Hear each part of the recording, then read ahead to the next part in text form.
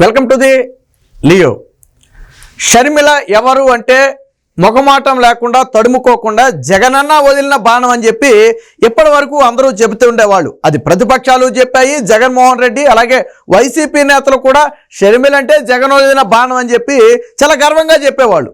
అయితే ఇప్పుడు ఆ బాణమే రివర్స్ అయ్యి జగన్ గుండెల్లో గుచ్చుకుందా అంటే ఎస్ అవుననే సమాధానం వస్తుంది. రాజకీయాల్లో శాశ్వత మిత్రులు శాశ్వత శత్రువులు ఉండరని చెప్పి ఇప్పుడు పక్కలో బళ్ళెంలాగా షర్మిల జగన్మోహన్ రెడ్డికి ఏకుకి మేకై కూర్చుంది. ఈ విషయం ఇప్పుడు వైసీపీ నేతలు ఎవరికి కూడా మింగుడు పడని అంశంగా మారింది. రాష్ట్రంలో రాజకీయాలు ఇప్పటి వరకు ఒక ఎత్తు అయితే షర్మిల ఎంట్రీ తర్వాత రాజకీయాలు మరొక ఎత్తుగా మారాయి. ఎందుకనంటే ఇప్పటి వరకు విమర్శిస్తే వాళ్ళు ప్రతిపక్షాలుగా ఉన్నారు. బట్ ఇప్పుడు విమర్శించే షర్మిల సొంత చెల్లెలుగా ఉంది, రాజశేఖర్ రెడ్డి కూతురుగా ఉంది, తన తండ్రి పార్టీ అయినటువంటి కాంగ్రెస్ పార్టీలో ఉంది. కాబట్టి షర్మిల చేసే వ్యాఖ్యలు ఇతర ప్రతిపక్షాలు విమర్శలు చేస్తే ఈజీగా కొట్టిపడేస్తారు.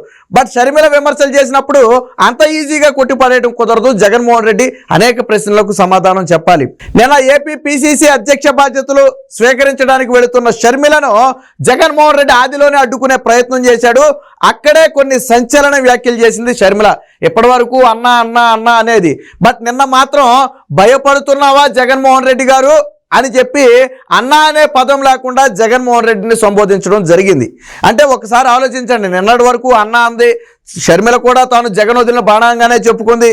కానీ నిన్న మాత్రం ఒక్కసారిగా బాధ్యతలు స్వీకరించక ముందే చేసిన వ్యాఖ్యలు రాష్ట్ర వ్యాప్తంగా సంచలనంగా మారాయి. నన్ను చూసి భయపడుతున్నారా జగన్ రెడ్డి గారు, నేను బాధ్యతలు స్వీకరిస్తే మీకేంటి ఇబ్బంది అని స్వయంగా మీడియా ముఖంగా జగన్మోహన్ రెడ్డిని ప్రశ్నించే పరిస్థితి. సో దీంతో అర్థమైంది షర్మిల అటాకింగ్ మోడ్లోనే ఏపీలో అడుగుపెట్టిందని చెప్పి ఆ వ్యాఖ్యలతో అర్థమైంది. ఎస్, మనం అనుకున్నట్టుగానే అటాకింగ్ మోడ్లోనే ఉంది.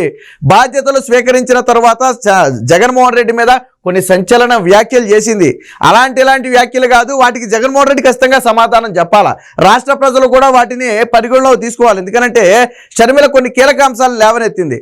మొదటగా ఈ 5 ఏళ్లలో దోచుకోవడం తప్ప భూతద్దం పెట్టి వెతికినా ఆంధ్రాలో అభివృద్ధి ఎక్కడా కనపడలేదు అనే వ్యాఖ్య ఒకటి చేసింది. అదే సమయంలో నిన్న మొన్నటి వరకు అప్పులు చేయలేదు అన్నారు కదా, స్వయంగా షర్మిల చెప్పింది. దాదాపు 10 నుంచి 10.5 లక్షల కోట్ల అప్పు చేశారు. అప్పు చేసి ఏం చేశారు, రాష్ట్రంలో ఎక్కడా అభివృద్ధి లేదు కదా, అప్పులు మాత్రమే కనపడుతున్నాయని చెప్పి షర్మిల వ్యాఖ్యానించడం జరిగింది. మరి 10 లక్షల కోట్ల అప్పు చేశారని గతంలో ప్రతిపక్షాలు విమర్శిస్తే దాని మీద జగన్మోహన్ రెడ్డి విరుచుకుపడేవాడు. మరి జగన్మోహన్ రెడ్డి చెల్లికి సమాధానం చెప్పాలి. ప్రతిపక్షాలు మాట్లాడితే నోరేసుకుని పడిపోవడం కాదు. ఇప్పుడు చెల్లి అడిగే ప్రశ్నలకు జగన్మోహన్ రెడ్డి ఖచ్చితంగా సమాధానం చెప్పాలి. ఇక ల్యాండ్, శాండ్, వైను, మైను అని చెప్పి అన్నిటిలో కూడా విపరీతమైన దోపిడీ జరుగుతుందనే వ్యాఖ్య కూడా చేసింది. సో రాష్ట్రంలో ఏం జరుగుతుందో క్షుణ్ణంగా అవగాహన చేసుకున్న తరువాతే షర్మిల ఏపీలో అడుగు పెట్టిందని చెప్పి స్పష్టంగా అర్థమవుతుంది. ఇక అన్నిటికీ మించి నరేంద్ర మోదీ ప్రమేయం లేనిదే జగన్మోహన్ రెడ్డి చీపురు పుల్ల కూడా ఏపీలో తీయలేడనే ఒక విషయాన్ని అయితే కొండ బద్దలు కొట్టినట్టుగా చెప్పింది. ఆ మాట వాస్తవం కూడా. దీన్ని బట్టి ఒకటి అర్థమైంది, నరేంద్ర మోదీ ప్రమేయం లేకుండా ఏపీలో ఏ పని జరిగే అవకాశం లేదని చేసిన వ్యాఖ్యలను బట్టి మనకు ఒకటి అర్థమైంది. గతంలో చంద్రబాబు అరెస్టు వెనక కూడా నరేంద్ర మోదీ ప్రమేయం ఉందా అనే అనుమానాలు ఇప్పుడు కలుగుతున్నాయి. ఆ ఉద్దేశంతోనే షర్మిల మాట్లాడిందనే ఆ వ్యాఖ్యలు కూడా కొంతమంది చేస్తున్నారు. సో మొత్తానికి నరేంద్ర మోదీకి జగన్మోహన్ రెడ్డి అనే వ్యక్తి సరెండర్ అయిపోయాడు. నరేంద్ర మోదీ అనే వ్యక్తి కొన్నెర్ర చేస్తే జగన్మోహన్ రెడ్డి జైలుకు వెళతాడు. కాబట్టి ఆ స్పష్టంగా చెబుతుంది, బీజేపీతో జగన్మోహన్ రెడ్డి అంటకాగాడు. మరి ఇంత అంటకాగిన నువ్వు ప్రత్యేక హోదా ఎందుకు తీసుకురాలేదనే మాట కూడా ప్రశ్నించింది. గతంలో ప్రత్యేక హోదా మెడలు వంచి ప్రత్యేక హోదా తీసుకొస్తానన్న జగన్మోహన్ రెడ్డి గారు గెలిచిన తరువాత ఈ 5 ఏళ్లలో ఎందుకు ప్రత్యేక హోదా గురించి పోరాడలేదు, ఎందుకు ప్రత్యేక హోదా గురించి కేంద్రాన్ని నిలదీయలేదు అని కుండ బద్దలు కొట్టినట్టుగా నిన్న షర్మిల ప్రశ్నించడం జరిగింది.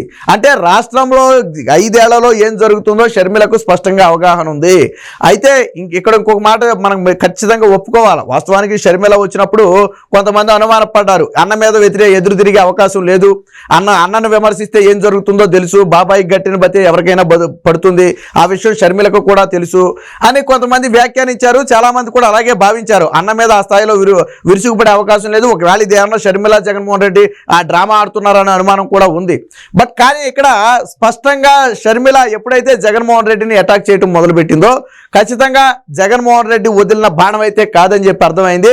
షర్మిల ఈ మాట కూడా చెప్పింది. నిన్న ఒక విలేకరులు అడిగారు, ఏమని, మీరు చంద్రబాబు వదిలిన బాణం అని చెప్పి సజ్జల రామకృష్ణారెడ్డి అంటున్నారు, మరి దానికి మీ సమాధానం ఏంటని చెప్పి షర్మిలను ప్రశ్నిస్తే 2 చెంపలు వాచేలాగా సమాధానం చెప్పింది. ఏమని, గతంలో జగన్ రెడ్డి బాణం అన్నప్పుడు బాధపడని వైసీపీ నేతలు ఇప్పుడు వేరొకరు బాణం అనడానికి సిగ్గులేదా అని చెప్పి అడిగింది. కరెక్టే కదా. గతంలో జగన్మోహన్ రెడ్డి వదిలిన బాణం అని వాళ్ళు విమర్శించినప్పుడు మీరు గర్వంగా ఫీల్ అయ్యారు. ఎస్, మా జగనన్న చెల్లి, మా జగనన్న వదిలిన బాణం అని గర్వంగా ఫీల్ అయ్యారు కదా. మరి ఇప్పుడు వేరొకరు వదిలిన బాణం అంటున్నారు కదా. మరి గతంలో నేను మీ బాణాన్ని అయితే ఇప్పుడు వేరొకరు బాణాన్ని ఎలా అవుతాను? అలాంటి మాటలు మాట్లాడడానికి సిగ్గు లేదా అని సజ్జల రామకృష్ణారెడ్డిని అడిగింది. సజ్జల రామకృష్ణారెడ్డి సమాధానం చెప్పాలి. దీనికి సజ్జల రామకృష్ణారెడ్డి సమాధానం చెప్పాలా. మరి చంద్రబాబు వదిలిన బాణమా లేదా జగన్మోహన్ రెడ్డి వదిలిన బాణం అనేది సజ్జల రామకృష్ణారెడ్డి చెప్పాలా. షర్మిల అడిగింది పాయింటే. గతంలో ఏమని చెప్పుకున్నారు మీరు? జగన్మోహన్ రెడ్డి వదిలిన బాణం అన్నారు. మరి అలాంటిది మీకు ఎదురు తిరిగేటప్పటికి చంద్రబాబు వదిలిన బాణం అయిపోయిందా? మళ్ళీ రేపు మీ పార్టీలోకి వస్తే మళ్ళీ జగన్మోహన్ రెడ్డి బాణం అయిపోద్దా? మాట్లాడేటప్పుడు ఇంగిత జ్ఞానం ఉండాలి కదా. పైగా రాష్ట్రానికి జగన్మోహన్ రెడ్డి చేసిన ద్రోహం అంతా ఇంత కాదు, ఇలాంటి పాలన కోసమా మీరు ఓట్లేసి గెలిపించుకుందని చెప్పి షర్మిల కూడా అడగడం జరిగింది. మరి అలా అడిగితే ప్రజలు కూడా రేపు ఇంకో ప్రశ్న అడుగుతారు, అమ్మ అప్పుడు నువ్వు కూడా తిరిగావు కదా, 2019లో తిరిగి మా అన్నకు ఒక అవకాశం ఇవ్వండి, ఒక ఛాన్స్ ఇవ్వండి, మా అన్న రాజన్న రాజ్యం తెస్తాడని చెప్పావు కదా, అందుకే ఓట్లేసామని చెప్పి రేపు ప్రజలు ఖచ్చితంగా నిలదీస్తారనుకోండి. ఎందుకంటే ఆల్రెడీ ఆ కామెంట్స్ సోషల్ మీడియాలో మొదలయ్యాయి. మొత్తానికి ఏపీ పిసిసి పగ్గాలు చేపట్టిన వెంటనే జగన్మోహన్ రెడ్డి మీద షర్మిల తీవ్ర స్థాయిలో విరుచుకుపడింది. ఖచ్చితంగా రాబోయే రోజుల్లో ఎన్నికలు రసవత్తంగా ఉంటాయంటంలో ఎటువంటి సందేహం లేదు. పైగా 175 నియోజకవర్గాలతో పాటు 25 పార్లమెంటు స్థానాల్లో కూడా కాంగ్రెస్ పార్టీ అభ్యర్థులను నిలబెట్టి తీరుతామని చెప్పి షర్మిలకు వ్యాఖ్య చేసింది. మరి ఇది సాధ్యమేనా అనేది కూడా మనం ఒకసారి ఆలోచించాలి. ఎందుకంటే ముందు అంతమంది అభ్యర్థులు ముందుకు వస్తారా లేదా అనేది చూడాలి. కాంగ్రెస్ పార్టీ కొద్దిగా గొప్ప ఉన్నమాట వాస్తవం. బట్ క్షేత్రస్థాయిలో వాళ్ళంతా కూడా స్తబ్దుగా ఉన్నారు, రాజకీయాలకు దూరంగా ఉన్నారు చాలామంది. బట్ ఇప్పుడు వాళ్ళంతా యాక్టివ్ అయితే ఏదైనా మొత్తానికి రావచ్చు. కానీ 175 మంది ఇన్ఛార్జీలు దొరకడం ప్రస్తుతానికి అయితే కష్టమే. బట్ షర్మిల అయితే ప్రతి నియోజకవర్గంలో కూడా సమావేశాలు ఏర్పాటు చేస్తాం, రోజుకి 2-3 జిల్లాల చొప్పున తిరిగి నియోజకవర్గాలు తిరిగి ఆ సమావేశాలను ఏర్పాటు చేసి పార్టీ కేడర్ మొత్తాన్ని కూడా బలోపేతం చేసే ప్రయత్నం చేస్తామని చెప్పింది. ఖచ్చితంగా వచ్చే ఎన్నికల్లో వైసీపీ ఓట్లు చీల్చడానికి పక్కా ప్లాన్తో వచ్చింది. వీటన్నిటికీ మించి షర్మిల చేసిన ఇంకొక కామెంట్ ఉంది. మణిపూర్లో చర్చిల మీద దాడులు జరిగితే, దాదాపు 2000 చర్చిల మీద దాడులు జరిగితే జగన్మోహన్ రెడ్డి ఒక క్రిస్టియన్ అయి ఉండి దాడిని ఖండించలేదు అని షర్మిల అయితే తీవ్ర వ్యాఖ్యలు చేసింది. సో అది కూడా ఇప్పుడు ఆలోచింపజేస్తుంది. బట్ దీన్ని బట్టి అర్థమైంది ఏంటంటే షర్మిల క్రిస్టియన్స్ ఓట్ను చీల్చే ప్రయత్నం చేస్తుందా అనే అనుమానం అయితే కలుగుతుంది. ఎందుకంటే ఆవిడ నర్మగర్భ వ్యాఖ్యలు చాలా స్పష్టంగా చేసింది. మణిపూర్లో దాడులు జరిగితే జగన్మోహన్ రెడ్డి ఒక క్రిస్టియన్ అయినా కానీ ఆ దాడులను ఖండించలేదు. ఎందుకు ఖండించలేదు చర్చిల మీద దాడుల్ని అని షర్మిల చాలా స్పష్టంగా ప్రశ్న చేసింది. అంటే దీన్ని బట్టి ఏమర్థం అవుతుందంటే క్రిస్టియన్ ఓట్స్ని చీల్చే ప్రయత్నం చేస్తుంది. వాస్తవానికి వైసీపీ ఓటర్స్లో ఎక్కువ మంది క్రిస్టియన్ ఓటర్స్ ఉన్నారు. వాళ్ళని జగన్మోహన్ రెడ్డి నుంచి బయటికి లాగే ప్రయత్నం షర్మిల చేస్తున్నట్టుగా తెలుస్తుంది. ఆ ఉద్దేశంతోనే ఇప్పుడు మణిపూర్ చర్చిలకు సంబంధించిన ఆ వ్యాఖ్యలు అయితే చేసినట్టుగా అయితే అర్థమవుతుంది. ఏది ఏమైనా షర్మిల అయితే జగన్మోహన్ రెడ్డితో తాడో పేడో తేల్చుకోవాలనే రంగంలో దిగింది. 2024లో ఎంత ఆ మేరకు ప్రభావం చూపుతుందనేది తెలియదు. కానీ మొత్తానికి రాజకీయాలలో ఇప్పుడు మరొక పార్టీ రావడంతో రాజకీయాలు అయితే రసవత్తంగా మారాయి. అయితే మీరు రాక వల్ల ఎవరు ఎక్కువగా భయపడుతున్నారనే ప్రశ్న కూడా విలేకరులు అడిగితే అందులో షర్మిల అప్పుడు సమాధానం చెప్పింది. ఎవరైతే నన్ను ఎక్కువగా టార్గెట్ చేస్తున్నారో వాళ్ళే ఎక్కువగా భయపడినట్టు అని చెప్పి షర్మిల సమాధానం చెప్పింది. మరి ఎవరు టార్గెట్ చేస్తున్నారు? వైసీపీ నేతలు టార్గెట్ చేస్తున్నారు.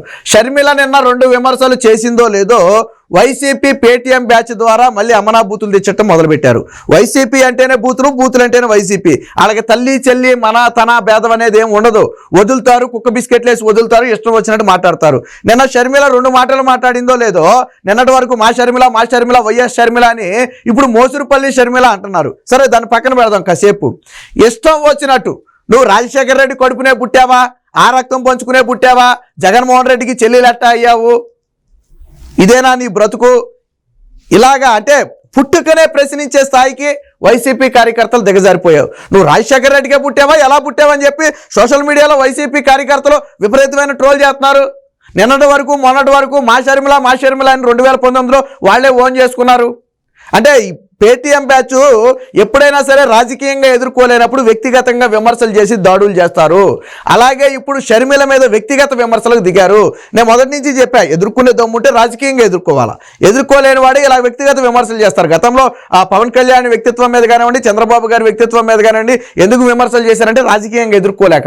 ఇప్పుడు చివరికి షర్మిలను కూడా రాజకీయంగా ఎదుర్కోలేక నువ్వు రాజశేఖర రెడ్డికే పుట్టావా అన్నారు. రేపు రోజున ఏమంటారంటే అసలు రాజశేఖర రెడ్డి రక్తమే కాదు, ఆవిడ రాజశేఖర రెడ్డి కూతురే కాదు అన్న ఆశ్చర్యపోవాల్సిన అవసరం లేదు. ఎందుకంటే వైసీపీ పేటీఎం బ్యాచ్ ఎంతకైనా దిగజారుతారు.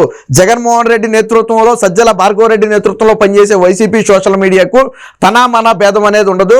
తల్లికి చెల్లికి కూడా అక్రమ సంబంధాలు అంటగట్టి మాట్లాడే నీచమైన చరిత్ర ఉన్నటువంటి ఆ social media YCP social media. Already నిన్న ట్రోల్స్లో మొదలు పెట్టారు. మరి బహుశా దీని మీద షర్మిల కూడా ఏమైనా స్పందిస్తుందో చూడాలి. ఏది ఏమైనా షర్మిల అయితే అన్నతో తాడో పేడో తేల్చుకోవడానికే ఆ రంగంలో దిగినట్టుగా కనపడుతుంది. దీంతో తాడేపల్లి ప్యాలెస్లో మాత్రం వణుకు మొదలైందనే విషయం స్పష్టంగా అర్థమవుతుంది.